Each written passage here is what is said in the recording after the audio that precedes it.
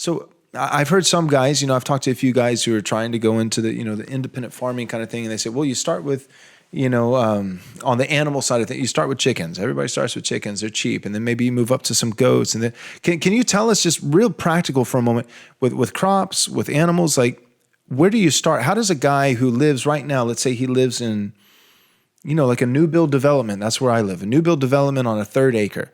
Like if I wanted to do this, where do I go? How do I start? So, I mean, people are going to be coming at this from a lot of different walks of life. And we get a lot of people because of both the book and the fact that we've been doing this for, a number of years, and other people have kind of watched what we've been doing. So we get a lot of people that are interested in moving out to the country, or they're interested in trying their hand at some of this stuff. And we have these conversations a lot. And one of the things is that people are at all very different starting points. And there may be a season of your life where this isn't really working out. We have some friends that are in an apartment right now, and they would love to be out on some farmland, but they just not in the cards for them right now. So they're doing like a community garden plot in the summer months. But in terms of the thing that I really encourage people is not to get too caught up in how do I replace my income with a farm job, because that's actually really hard to do. I mean, farming is incredibly intensive, and it takes an incredible amount of scale to be competitive at this day and age. So just thinking that you're going to, put some greens in the ground and sell it at the farmer's market and then be able to quit your job, it's going to be a while, and it's going to be a lot of intensive operations if you even want to get there.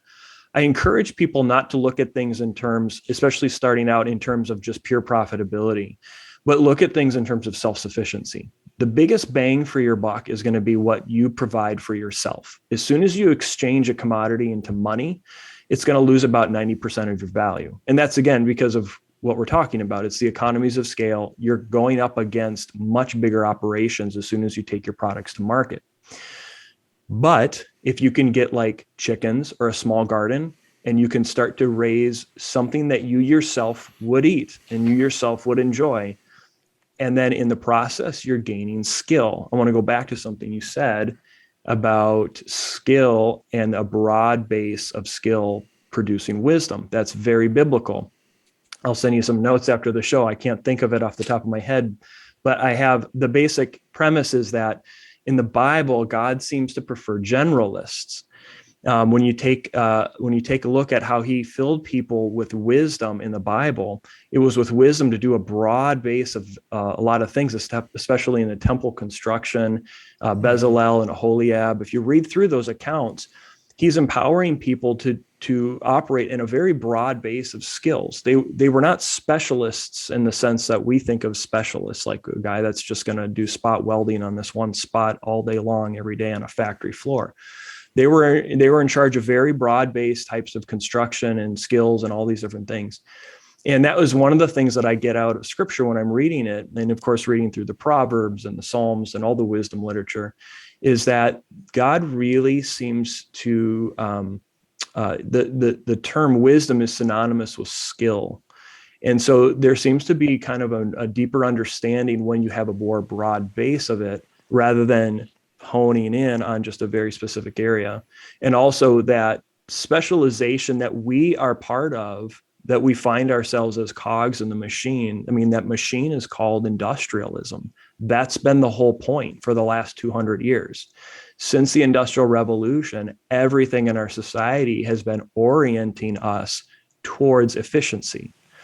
And the way you become efficient is by turning people into cogs.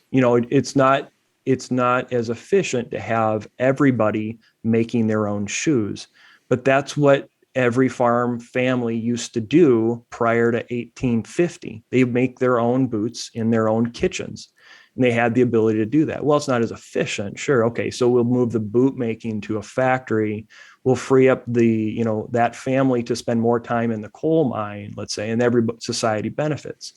We'll just follow that out for 200 years. And then you have people that don't know how to make anything. I mean, they don't know how to show up for work on time.